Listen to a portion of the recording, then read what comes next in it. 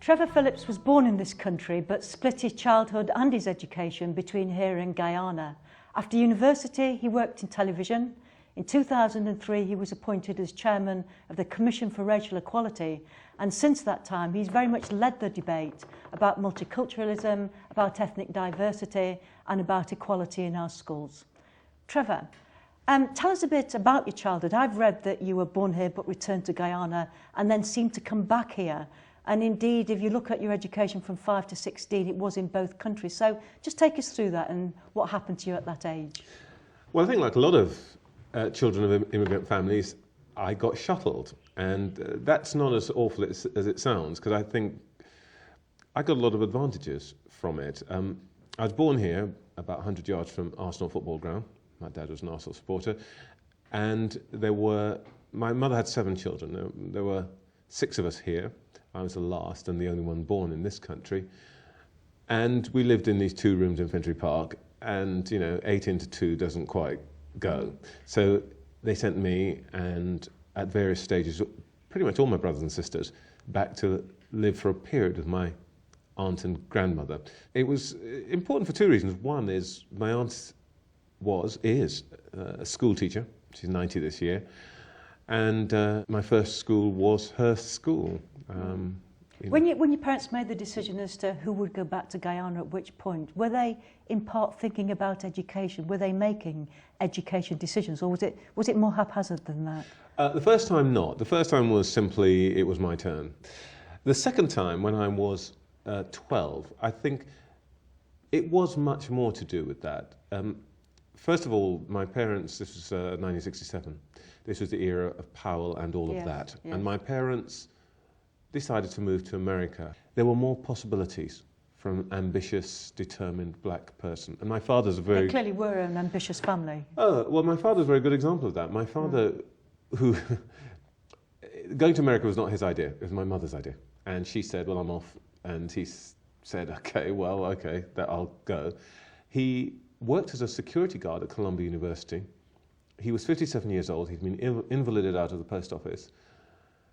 And he went to night school at Columbia. And he qualified as a bookkeeper. And he went to work on one of the think tanks at Columbia, one called the American Assembly. One of the last things he did in his life, which is as far as you can imagine from where he started his life, was to sign Henry Kissinger's expenses. Yes.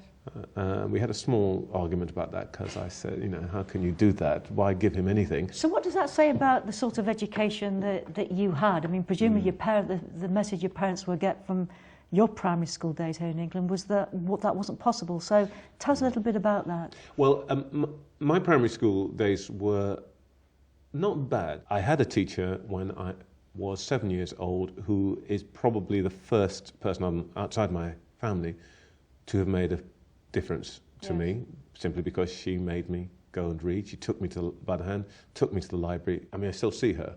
That's nice. I still see her, and I'm eternally grateful, because without her, I would be a different person. But when I went to secondary school, I think it is fair to say that I was clever. I went to secondary school a year earlier. In Haringey. To what is now White Hart Lane School, has become famous for other reasons. And I should have prospered, but I didn't. And I think I didn't prosper for some of the same reasons that black boys of my kind, background and so on don't prosper today. It must be difficult looking back, but thinking back to the time you spent in secondary education, to what extent was it not a good experience because it was a poor school, or it was in a working class area, or because you were black? Or was it a combination of all those things?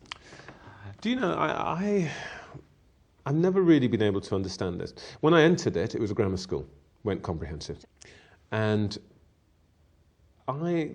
so you can't quite say this is a bad school. I mean, we had selection and all the rest of it.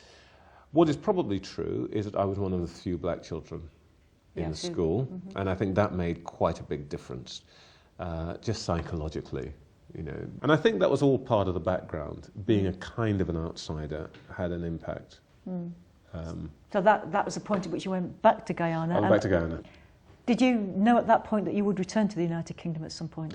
Never occurred to me not to. And university, was that the point at which you came back? Yes. Oh, so what did you read at university? I did a degree in chemistry. I then blagged my way onto postgraduate course, but actually what I was really interested in was student politics. But let's go back a step, because when you've been talking to us about your childhood, you've not mentioned politics yet. You know, you've not given the impression that you came from you're a family that's politically aware, but not necessarily politically active, maybe. So once you got to university, what brought the politics on? I think what is probably right to say about my family is that you're right, we're politically aware. I mean, we come from a country where politics, and by the way, ethnic politics is very, very significant. But that means that we've always been very conscious as a family of political issues. But for me, I think it was involvement in the student movement that really made the difference. And then in the mid-70s, the rise of the far right. Yes. And frankly, if you were black, I don't think you be halfway conscious and hide from that. In later life, the feeling I've come to, and it's one reason why education and my father's experience was so important to me, is I remember as a child him taking me to the post office where he worked, big post office in London, and saying, I'm respected by my colleagues, I'm a shop steward, all that stuff, but I will never be a manager because I left school too early, I don't have this, all that. And thinking to myself, I think subconsciously, so that's what we are. Yes. We're people, my father was in the army, railways, post office, and I too will be in some sort of uniform, and that's what I will do. I got out of that really by accident, because my parents went abroad and so on. And I've always, I think, felt in my soul that it is the worst thing in the world, that in order to be free from being what you were born, having your destiny determined at birth, it's got to be an act of luck. I mean, that's why I think I'm on the end of politics that I am. I don't think it should be an act of fortune. And that's really, I think, what drives me in politics. Yeah, and that's where the message still comes through loud and clearly these decades later about your care and concern for underachievement of black children in schools. I just wanted to move on to that now, to really look at the figures, because I think they're worth looking at. Let's take some of the positive news. It's amazing about the very high achievement levels of Indian students, students from Chinese background, and indeed of black girls. I wondered what your views were about that and perhaps how that's arisen. Well, I mean, obviously not doing this interview to suck up to you, but one of the things I think that happened while you were at... I don't mind, do carry on. While you were at education was that there was the decision to gather data. It's incredibly important because up until then, we always thought of this as black, white, brown. Yeah. Once we took a more sophisticated view of what the numbers told us, it became clear, actually, we had a fantastic and interesting rainbow here. And this, by the way, lies at the root of what I have supposedly controversially said about black boys. Yeah. Whereas we used to compress everybody, and we said, okay, the real problem is they're not white, and the teachers are bad to them because they're not white, and the curriculum doesn't include black or brown people, and if you do that, then it'll solve it. Schools are racist institutions. Schools are a racist institution, which was a stupid position. I mean, completely unreasonable, frankly, if you went into any school. You couldn't really sustain that for a moment. But it guided policy. And that meant for a long time we were doing things that weren't right. And we weren't recognising, as you're suggesting, that some groups of young people from ethnic minorities were doing pretty damn well. And I hadn't quite realised the progress that had been made by Bangladeshi and Pakistani boys. Now, if you take the argument that it's as much about class and it's much about being poor as it is about race, one might expect that they too wouldn't yet have made that progress. Have you noticed that, and what do you think is behind the tremendous improvement in achievement levels of Bangladeshi and Pakistani boys? What do I think has happened there? Well, I think with Bangladeshi communities, there are two things. First of all, different Bangladeshi communities are slightly different. So I think you will find that the position in Manchester is much better than it is, say, in London.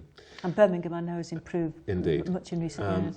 So I think that's part of the issue. I think part of the issue is language. Somehow this generation has leapt the language barrier.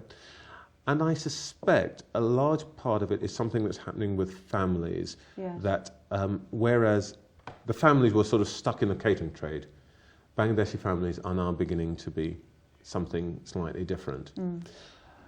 We have to be cautious about it, though, because we know that the performance of children to some extent depends on the educational achievement of mothers. Yes. Yes. And in a situation where Bangladeshi women are still inactive, tend to be economically inactive, underqualified and so forth, I think we're not out of the woods with that Although group the yet. attainment of Bangladeshi girls is rising the same as boys. Yeah, yeah. I mean, it's hard. I couldn't give you a complete explanation. It's a difficult one, but can the education system take any credit for that? Or has it happened within the community? I think a lot of schools, a lot of local authorities have tried to pay attention and have opened the possibilities for communities to do better. So let's move on to the other bit of the statistic, which I think is very interesting, and that is the relative or very good performance of black girls. I think, and this is the thing that people find most difficult to deal with, I think that if we had to say that there's a specific thing we need to think about, it's less that it's surprising that girls are doing well. It is more that boys are doing so badly. And, one has to say it. The one thing that glares out at you when you look at the statistics here is the hugely elevated number of black and mixed-race black African Caribbean white children who grow up in lone-parent households. Now, let me hasten to say that I don't think that failure is a characteristic of a lone-parent household. I mean, how could I? I'm a person who grew up not even with parents, with my aunt and my grandmother. But I think that we are not understanding what it is that some of these families need, what kind of support they need. It's quite an important statement, that, Trevor, to some extent, because for those of us who believe, as you do, that education can make the difference, and if you want a way out of that sort of predestined future that you're born into, you've got to get the qualifications. It's almost an admission that schools can't do it all by themselves, important though they are. Yeah. They're not the only institutions that can bring about that change. Are you trying to shift that a bit? Are you actually saying, come on, schools can't do it unless the family actually changes and unless the family supports learning, or you're not going that far?